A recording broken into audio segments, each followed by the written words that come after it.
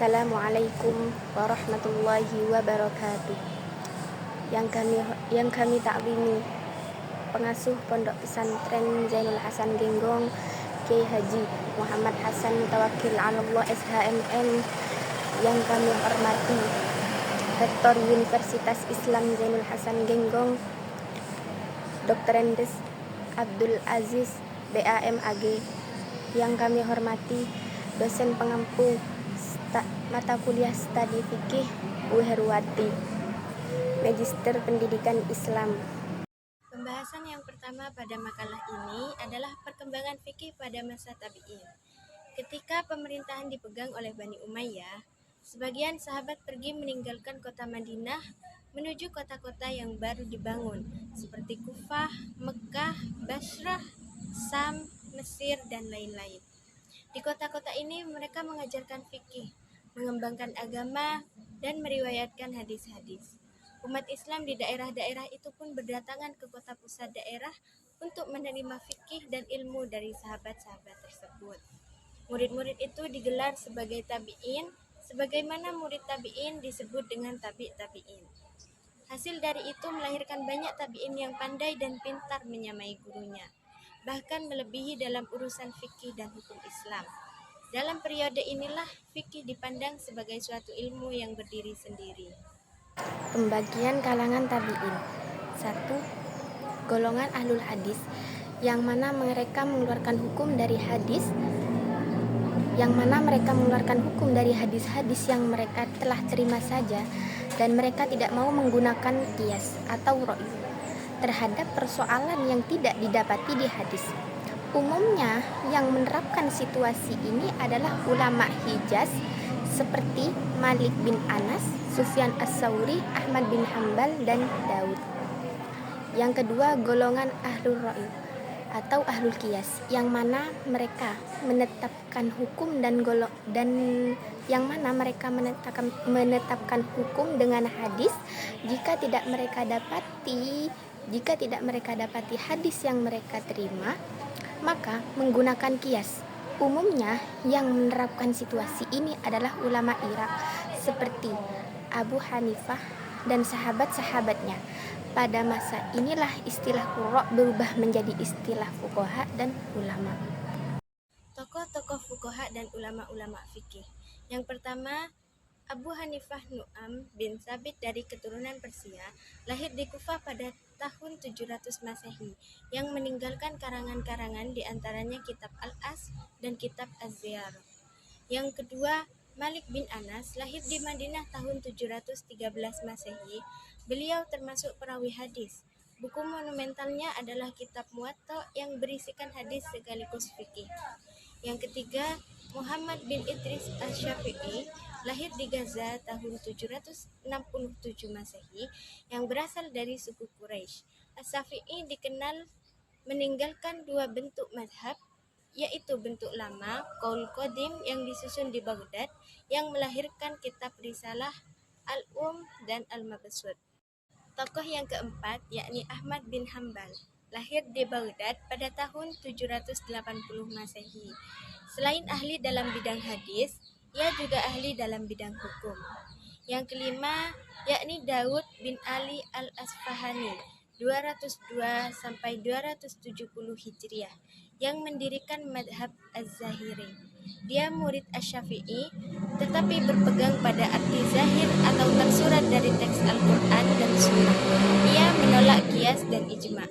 Tokoh yang keenam yakni Abdurrahman bin Amr al-Auza'i, lahir pada tahun 88 Hijriah dan wafat pada tahun 157 Hijriah.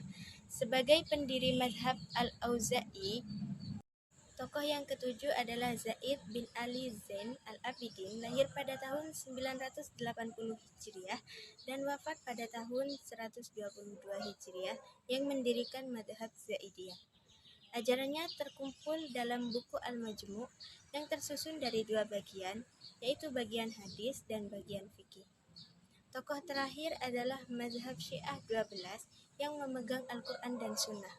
Imam terbesar dalam mazhab Syiah ini adalah Ja'far al-Shadiq, 80 sampai 147 Hijriah. Hukum pada masa tabi'in.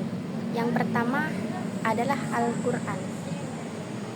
Al-Quran merupakan firman Allah Subhanahu wa Ta'ala yang berupa mukjizat, diturunkan kepada Nabi Muhammad SAW, ditulis di dalam mushaf, dinukilkan secara mutawatir, dan merupakan ibadah bagi pembacanya.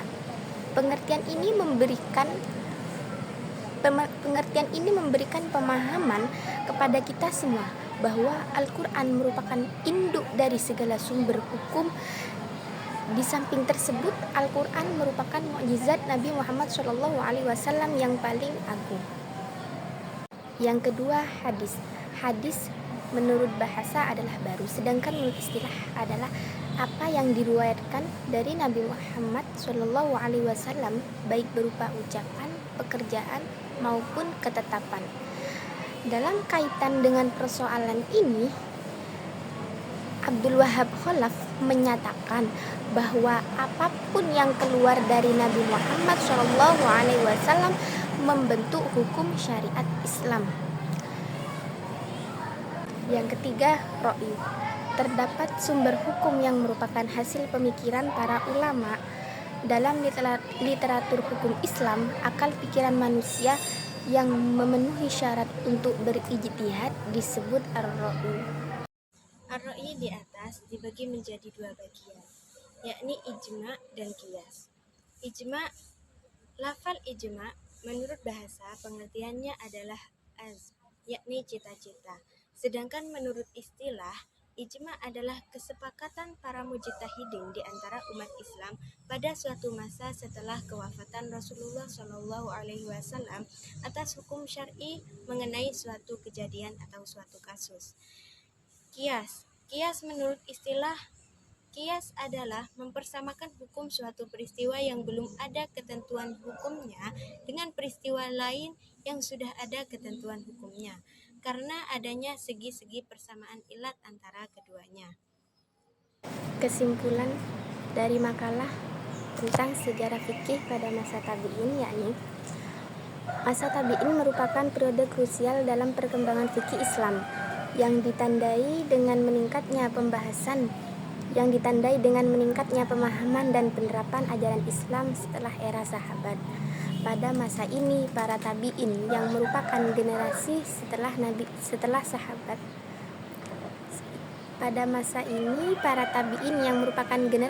sahabat Nabi Muhammad berperan penting dalam memperluas dan mendalami hukum Islam.